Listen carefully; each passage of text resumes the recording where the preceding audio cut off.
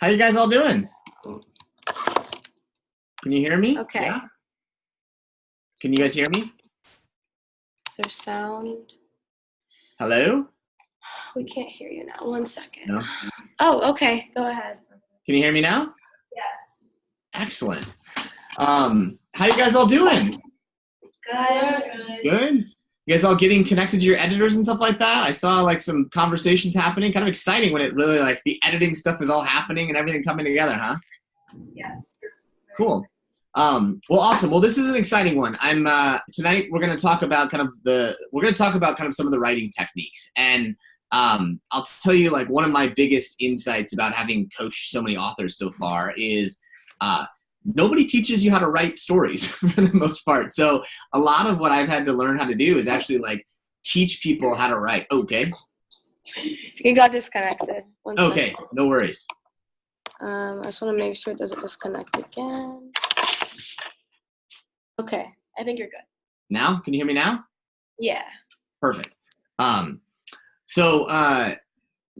guess nobody teaches people how to write stories. And so one of the things that I learned is it's really important to kind of think about how to deconstruct the writing process to help you guys. So we're going to start the first writing methodology tonight. And then over the next sort of 10 weeks, we're going to be attacking the writing process. We'll do 4 different writing techniques over the next 4 weeks to teach you 4 different ways that I found to help people write a lot. And, you know, here's the crazy thing, right? Most of us have never written this much stuff, right? You know, like 30,000 words to do a manuscript is a ton.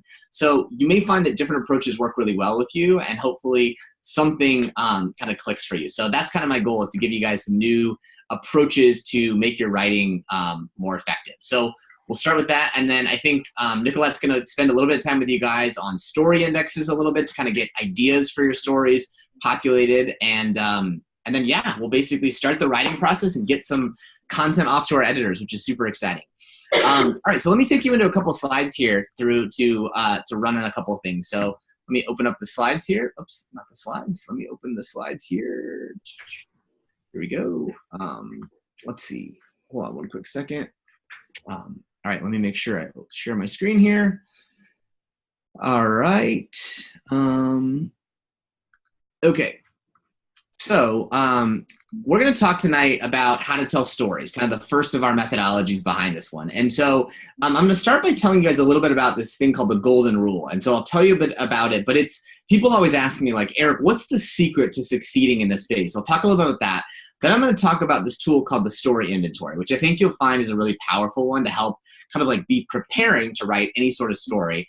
And then the last thing we'll do is do our first framework, which is the 7 plots. We've got 4 different ones I'll teach you over the next kind of 4 weeks, but tonight we'll start with the 7 plots. So first thing I want to tell you guys about is this concept called the golden rule of authorship. So as you know, like, I've been super lucky to be able to help, you know, a couple hundred authors go through this journey now. And one of the things that people always want to know is, like, is there something I should be doing to make sure I succeed, right? I want all of you to get to a first draft that we can get to be published. And so I looked back at my prior authors, and I wanted to know what was the thing that helped them succeed early. So we have this sort of point about 10 weeks from now, your editor can actually recommend you to be published. And it's this thing, like, if you have about 15 to 20,000 words of content and a strong recommendation, the publisher will say, hey, Nicolette, like, this is great. You are on track to publish here. Let's get started with some of that process. So it's a good sign. About, 2/3 to 75% of people get to that early milestone of early recognition from your editor of that you've created enough content and that it's of decent quality.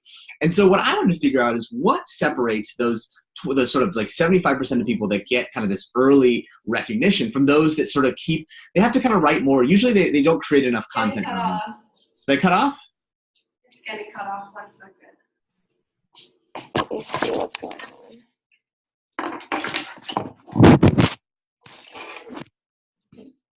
Okay. Talk? How about now? Okay. Yes? Yeah. Okay. So the key thing that I wanted to know is, like, what is the thing that separates the people who get themselves sort of approved early from those who go all the way up to the very kind of like end of the manuscript process? And there's only one thing that I found, and that is that the people that get kind of their approved at the end of the story phase, every single one of them get their first story submitted to their editor within the first 2 weeks. That's it.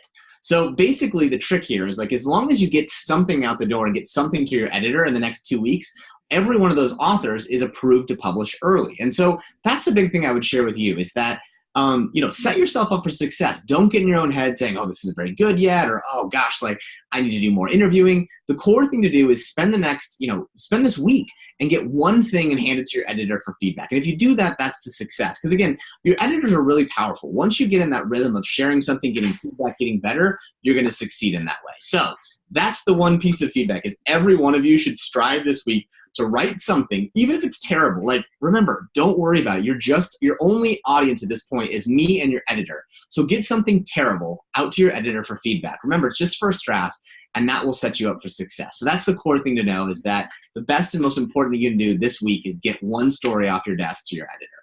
So let me tell you a little about what is a story, right? Because I think it's an important thing to know.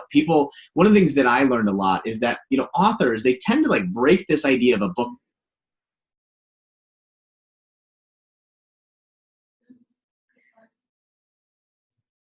It can be what's called a scene or a story, or if you're doing poetry, a poem, individual poems. And so the core thing is to break this down into smaller chunks. So what we're going to talk about is what is a story itself or a scene in this way. And so we're going to talk more about this book here called 7 Basic Plots. It's actually a book that was written by this guy named Christopher Booker. And what Christopher did is he went on, he studied over like 1,000 different books and movies and television show to break down how those stories are structured. Like, what are the structures? And so he realized that across all these stories, there's only 7 plots that we use. So side note really quickly, how crazy is it a guy named Christopher Booker wrote a book about books, which is sort of awesome. So kudos to Christopher Booker. But anyway, so let me talk to you about his definition. We'll get back to his sort of structure in a little bit here, but I like his definition of stories, and I'll read part of it to you today. So however many characters may appear in a story, its only concern is with just one, its hero or heroine.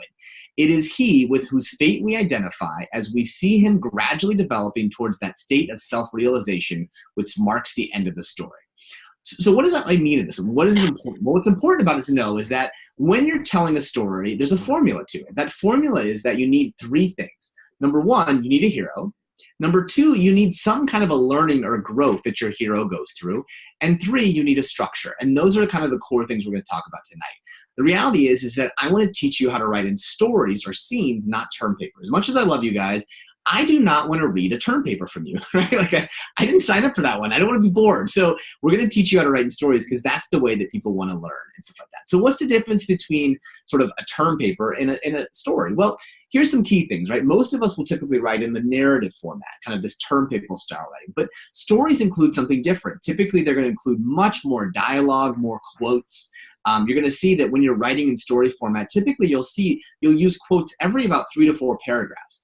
You're going to use descriptive elements that you're going to describe the character, you're going to describe the way they look, the scene that they're in, the location, the way that they do things, like much more descriptive elements. And lastly, you're going to have much more depth around lessons and teaching. So you're going to use statistics and quotes and expert insights to go deeper on some of these pieces. And so we call these things the 3Ds. Your writing will need much more 3Ds. And so generally what you're going to find is your first story will not include a lot of these. You'll write something that's okay, but 3Ds are something you'll get more of. And that's really one of the core things your editor's doing. They're not reading your writing from like a copy editing or a grammar standpoint. They're really reading to help you become a much more robust storyteller. So you're going to see them, reading your things and saying like, hey, Sonny, you need to add more dialogue here. Hey, Nicolette, you need to add more descriptive elements, or whatever those things may be. They want you to sort of have this more robustness. And oftentimes your very first stories, by adding a few things, you can take a 400-word story and very quickly make it 800 to 1,000 words. So here's the thing. The average story that you're going to be targeting, kind of, or seeing if you're doing fiction, is about 700 to 800 words. That's kind of the targets you're going after. But that means that some of your stories could be 250 to 500 words, and some could be much longer, like a 1,200 to 2,000 word story. The goal of this is just to write something that works for you. Because the goal of this over time is, remember, over the next 10 weeks, your goal is to write 20,000 words of okay stories or first draft stories. That's really the goal, because we want to have content that we can structure into our manuscript. And you're going to do it over the next 10 weeks. So you may look at that and do the math in your head and think, oh my gosh, that's 2,000 words a week. That's a ton. How can I possibly do it? Remember, first draft stories, that's what you're writing. And number 2, remember what you're trying to do here is that's just meaning you're writing, 2 to 4 stories a week. So it doesn't have to be a ton. You write a first draft story, you give it out, and you don't edit it anymore. You just set it aside until we get to the end of this process. the core thing to know about all of this is that I can help you take something that's mediocre or even worse than mediocre. It could be terrible and help you make it great, right? That's the process here, is that you have help to do those things. What I can't do, though, is take non-existent stories and make them great. So the core thing to know is you just have to create. You just have to get out of your own way and do it. Because remember, you've got a whole team of people helping you. You've got feedback that'll come from me, your developmental editor, your advanced readers, your copy editor. Lots of people are going to touch your writing to make sure it's great. So the core thing to know is you need to create. So just focus on creating content and don't worry yet if it's great or what it means or whatever it is. Just take stuff and write. Get content down on the paper, because that's really the core thing to do to succeed in this process here. So let me talk to you a little bit about this concept of a story inventory. Now, a story inventory is kind of a tool that we're going to use. It's going to help you sort of prepare to write a story before you go after it. So I'm going to actually take you here into Quip to kind of work through this pieces with you. So I'm going to take us here. I guess it was just in the chat room here. I'm going to go up into our UCLA USC folder and take you inside the folder if Quip will behave here. Come on, little Quip. All right. So once this eventually works for me, I'm going to take you inside and show you these. So what you see here is we've got our sort of our folder here. I'm going to take us inside the session materials folder, and I'm going to take us inside the create stories folder. And this is where I've been we'll be sharing some things here. So I've got a couple templates that we're going to use. You'll see here we've got the 7 basic plots document, and then up here what I've got is the story inventory. So I'm going to take you inside the story inventory. That's what we're going to use first. So this is basically a template document that I'm going to use. So the very first thing I'm going to do is I'm going to make a copy. So I'm going to copy this document for you guys. And what I'm going to do is I'm going to save it in here so you have an example. And then I'm going to basically tell the story of Hasan Minhaj. And I'm going to call the grad school story. And I'm going to call this an example here. And I'll leave this here so you can take a look at it if you want. But again, what you want to do before you start a story is copy this and make a copy of it for yourself. So I'm going to walk you through what it is. There's basically 2 parts to this template document. Number one, you've got this line, and over the top of it, this is where you're going to write the actual story. So you'll write the story here in these pieces. And then below it is we have this document called your inventory story content. Now what this is we're going to basically put the content that we're going to use to write the story. So remember what I've been telling you before. There's sort of 3 parts to the story. There's the hero. We're going to talk about the hero here. We've got our key lesson or takeaway or learning, kind of the showing the growth of our character. And at the bottom, we have our story structure. We'll add that at the end in this case. And then remember I talked about the 3 Ds. To make your story, you want to make sure you have interesting quotes, your dialogue and things like that. You want to have interesting descriptive elements. These are things like physical descriptions, office locations, mannerisms, those sorts of things. And then our depth, right? So these are things like quotes and statistics, experts and stuff like that behind it. All right, so what we're going to do is we're going to populate this one. So my hero in this case is Hasan Minhaj. And you guys may have remembered I talked about him a couple weeks ago. He's a comedian. He basically was the youngest Daily Show correspondent. He's Pakistani, and he was a White House Correspondents' Dinner host, and now he has a show on Netflix called The Patriot Act. And so I'm going to talk about him, and specifically this story that I found interesting that I got from a podcast. So I listened to him on a podcast. I thought it was really interesting. And he told this story about how basically his parents really wanted him to go to graduate school. You know, he is the child of immigrants, and his sister was like the good immigrant child and went off and went to law school, and they really wanted him to do it. Now he wanted to be a comedian. So I'm going to tell this story about how he was able to basically not go to graduate school and become a comedian. So I'm going to populate some of this information along the way. So this, again, what I'm going to do is I'm going to paraphrase things, but imagine if you actually paste in specific quotes and pieces of it directly. So, for example, I might put some links to things. So his link to his Wikipedia page. Oops, Wikipedia, gosh, I can't even spell. Wikipedia page. I might put in here a link to his LinkedIn page. I might put stuff like his About Me page, whatever it may be. Then I'm going to put some elements of kind of his specific, biography and stuff like that. So born in 1991, that he went to UC Davis for college, that he is the child of immigrants.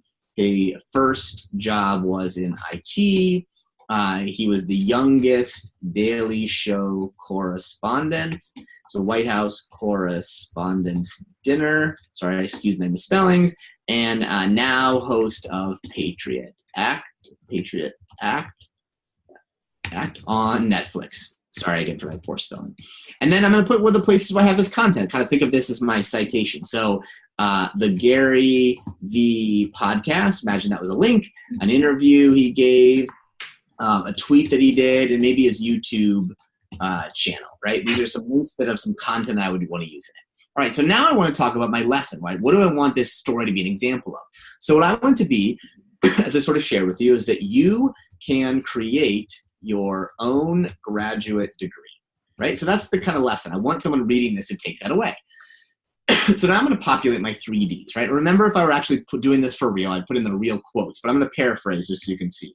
So quote from Hassan about how his parents wanted him to be like his sister and go to law school. I'm going to put a quote from Jon Stewart about why they hired him, his YouTube channel. And then I'm going to put a quote from his parents about how much they hated his first video on YouTube, right? That's kind of some real quotes that I pulled from his interview and stuff like that. So those are my quotes and dialogue, things that I would want to include. Then I'm going to include some descriptive elements. So that could include physical description. So I'm going to say, Hassan is a thin, well-groomed man who talks very fast with a wry smile. Right? So Sonny's laughing because he knows Hassan, what he looks like, kind of in that way. It's a true descriptor, right? So some other descriptive elements. I'm going to describe the UC Davis coffee shop where he did his first stand-up. I'm going to describe his first terrible YouTube video. And again, remember some of these cases, right now I'm writing these in paraphrase, but you would actually describe this. So I would describe the details, the wood paneling in the UC Davis, like what was the YouTube video about? So again, those are descriptive elements, these elements of description. And lastly, the depth pieces. So these are places we're going to have depth in the learning. So remember, my lesson is about graduate school. So I'm going to start with the statistics saying 73,000 graduate degrees issued per year. That's kind of one of the things I want to do. I'm going to use a quote/story from a comedian about how he broke into comedy using YouTube. And then I'm going to do a quote/story from a professor about why not everyone should go to law school. All right? So what I've done here, again, is I've laid out the raw elements that I'm likely to want to use in my story. I've got my hero. I've got some background information on him. I've got my key lesson, my key growth that I want to show. And I've got my 3Ds. I've got some quotes. I've got some descriptive elements. And I've got some depth here. Remember, I would write more of these ones out in detail. The last thing I need to do is my story structure. So I'm going to take you to that part now. All right, so I'm going to take you back into the presentation sort of I had before.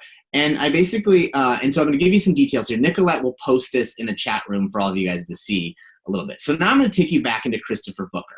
Now remember what I told you about Christopher Booker. He analyzed about 1,000 different books and movies and television shows to basically break down the plots that all of them have to tell stories. And what he found was fascinating, that there's only 7 plots that basically encompass all stories that we tell.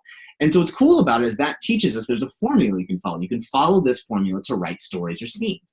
So remember, again, like when you write a story, you want to start with your hero. Now that could be, if you're doing fiction, the actual character you're telling the story about, the central character of that one. Or if you're doing nonfiction, it could be a story of your own story or the person you interviewed. But that is the person that you'll start with, your hero. Then what's the lesson? What do you want the story to teach you? It could be, I want the story to be an example of blank. I learned blank from the story, or the story is interesting because of X, Y, and Z. What is this sort of the keys behind the story there? And then lastly, we got to pick our story structure. Now here's the cool thing that Christopher Booker has done for us. He's basically broken this down in a way that all of us can follow when we tell a story. So here's one of the first examples he uses. One of the story plots, the 7 plots he uses, is called Overcoming the Monster. And so all of us have probably seen this if you've ever watched if you've watched a Marvel movie or you've watched Star Wars, you have this idea here of kind of like the hero showing courage and overcoming this sort of evil, this sort of challenging monster. And so that's what we're going to tell. And so what Christopher Booker does is basically takes us through the story arc that we have. So again, in this type of a story, the hero learns about the monster, they train for battle, the monster is revealed, they lose the battle initially, then they try a different approach and they defeat the monster, right? That's the process behind it.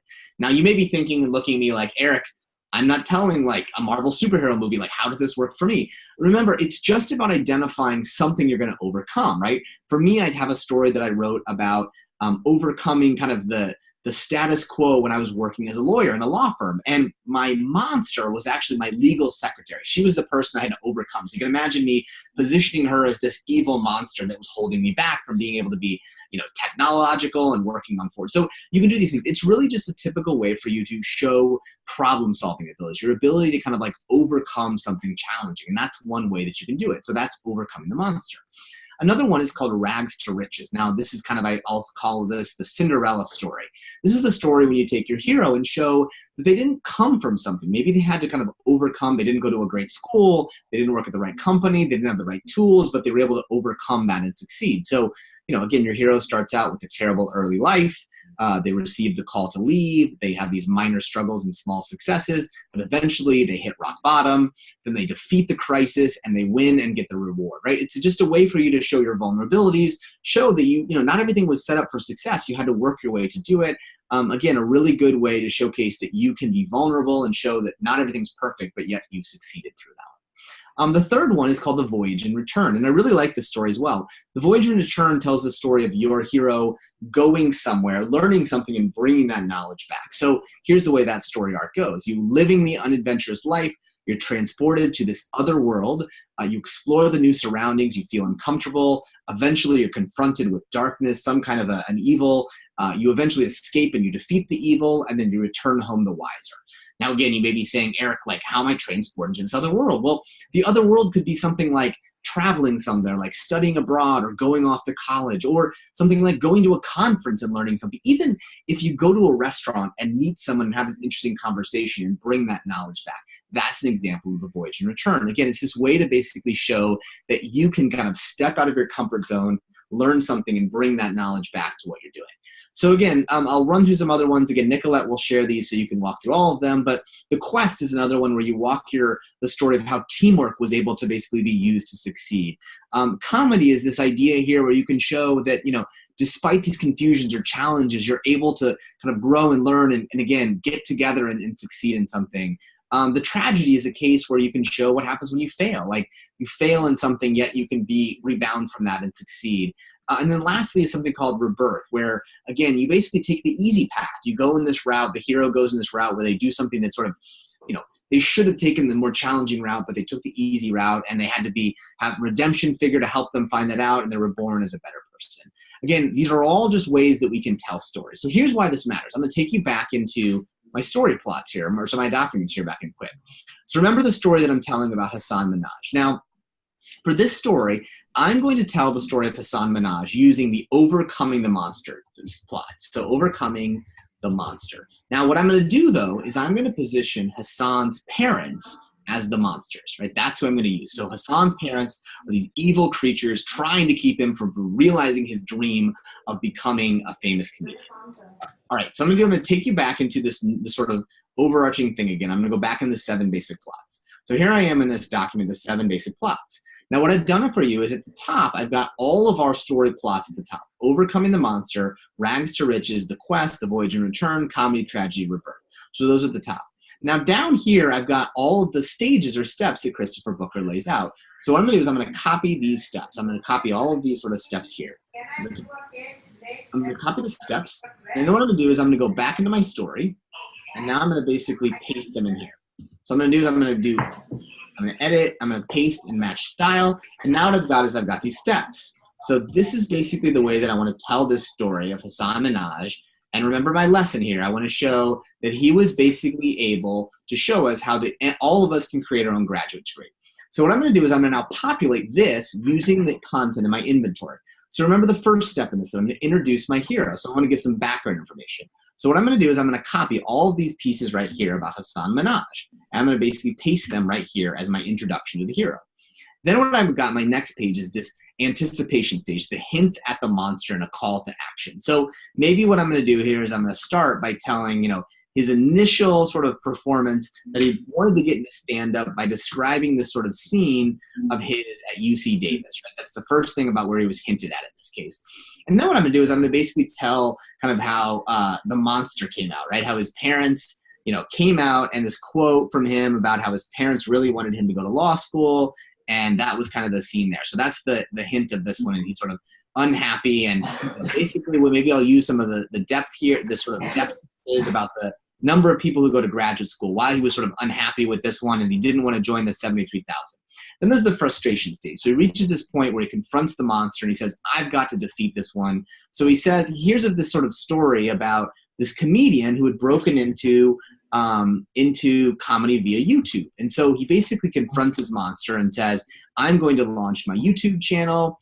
And so he basically takes this, let's describe his terrible first early YouTube video in this way, and we'll describe that one. So then the nightmare phase. This is when the match that only the hero, strong one, can survive. So we're going to basically tell here how his parents hated his first YouTube video. So we'll put that in there, and we'll basically talk about that. We'll talk about how he decided in this battle to use his law school money to make better YouTube videos, right? So he decided to invest in it. Now we talk about our miraculous escape here, where basically what we do is we tell the story from Jon Stewart, where Jon Stewart, he applied to work at The Daily Show, and then Jon Stewart says, you need to, we hired you because of that one. And then we'll tell the story about why, from a professor, why not everyone should go to law school. So what I've done here now is I've basically populated the content for my story. I've got my introduction of the hero. I've got my anticipation stage, the dream stage, the frustration stage, the nightmare stage. Now I'm ready to write. Now here's what's cool about this one. You can just sort of, if you wanted to, just go up here and just start writing, right? Like just start writing your story just like that. Or you can break this down. So you could just literally go out and sort of write, on this section, sort of introducing the hero. Or here's what's even cooler. Now imagine you decide to go out, instead of writing these as bullet points, kind of in this short little way, that you actually decide to write them as a longer form. So rather than writing born in 1991, you write like more of a writing way in that way. So what you could do is you can literally start to just piece these together to get you a first draft of a chapter, of a paragraph. So again, imagine these were, 20 to 40 word or, 10 to 30 word sort of sentences rather than these sort of bullet points that I have here. You pull them together just like this. And basically it starts to form what could look like a paragraph. Now again, it's going to be rough and you're going to need to fix things in it. But now suddenly what you've got is you've got the raw elements of a paragraph, right? And again, in this case, I just wrote this piece here based on these bullet points. It's 20 to 30 words, right? Imagine if this was longer ones. I've got these bullet points here. Maybe what I have is I have my first 200 words or 100 words just on the background of it. So again, that's how you use this is, again, you start with the inventory, pulling the content you want, background on your hero, kind of the lesson you want to tell, and these 3Ds. I've got quotes, I've got descriptive elements, I've got these sort of depth pieces and the structure. Then I plug it all in and I start to write, and voila, I've got a first structure of a story. Now, you may not like this process. You may be like, I hate this structure. I want to write differently. Totally fine, right? Like the story inventory is just a helpful tool that some of you may find. And the plots is really just a way for you to kind of like organize your thinking in that way. We've got three other sort of story writing processes we'll do, but this is just one to kind of help you use this structure as a way to write. Questions? That was so cool. I also voice sorry. Thank you so much. That was like awesome, right? Yes. How cool is that? I was wondering, for the stories, do you recommend like writing stories separately, putting it into like a separate doc? Yes. Okay. Yeah, my advice is to write each and every story as a single document. And part of that is because what you're going to find is that way you can have all your comments on that document in one place. And what you'll find is when we start to build your manuscript, it is a process of building a manuscript as opposed to like kind of writing one big gigantic thing. So just write individual story chunks. And so if you do this right, you may have 30 individual stories by the time we get to the end of this process. And then what we'll be doing is we'll sort of move out of the story process, and then we'll pull them kind of out of that story format into a chapter format. And we'll talk about how we do that a little bit. But for now, write each and every story as an individual piece document. So will we be writing those kind of in like a third person sense? Like we're like narrating kind of their life, or are we going to use the I form in any sense? Like if we do interview them, like do we say in my interview with this person, or if it's just like a secondary type of thing, do we just use third person?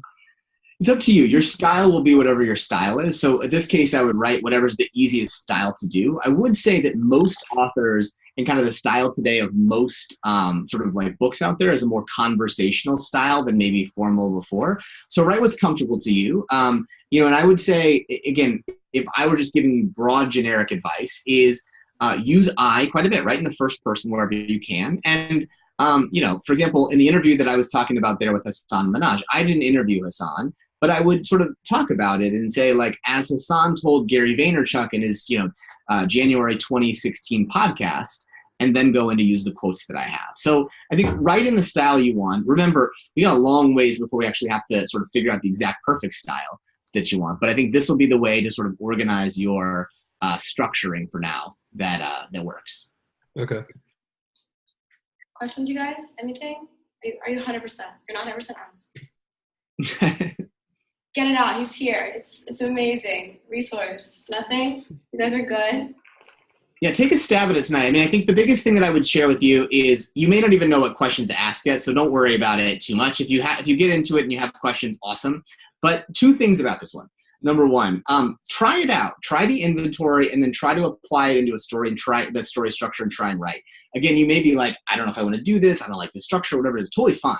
But try it, because what you'll find is even if you don't use it and when you go forward, the ability to start to think about, okay, like, what are the ways I want to tell this plot out here? Or how do I make sure I have enough dialogue and descriptive elements is important. Because, again, your editor will be there to help you, but starting from a place where you've got all the raw materials will just make this a little bit easier. And again, if you hate this process, which is totally fine, we've got another one next week. We'll do what's called scribe writing, which is sort of an interview-based writing approach where you'll be interviewed to talk about your story. Or the week after that, we'll do nugget writing. And the week after that, we'll wind up doing an approach called hook writing. So you got 4 different ways to write that I have. And if you may like none of these ones and find your own style, totally perfect too. I just want to help you get as much content out the door as possible. So try it. And I think you'll find that the biggest thing I would share with you is even if you're not inspired to write, like I'm a writer who needs kind of to be inspired. And if I'm not inspired, I don't write. But what you can always be doing is using the story inventory to like structure your story so that when you're inspired, you've got plenty of stuff to write and create. These are good. Awesome. Thank you so much. That was guys. amazing. See y'all next week. Have a fun one tonight. Yes, thank you so much. We'll see you next week. We're not going to have a meeting because it's finals week. Cool. Okay. So we're going to start the spring quarter the week after. Perfect. Also, one more question. So until or this next week, do you recommend writing one story? Is that what you said? So I'd talk to your editor about it, right? But I would recommend you get at least one story done, right? So try to get at least one story done out the door. Again, use, sort of the math is to think about here, right? Like you really do want to eventually get 20,000 words of stories over the next 10 weeks. So get your first one out the door to get going. You'll find that then, the idea is to clip along and try to do 2 to 4 stories a week is kind of your target. But I would say get at least one out the door this week and then see what your style is. Again, you may be busy with finals and other stuff like that, but try and get at least your first one out the door.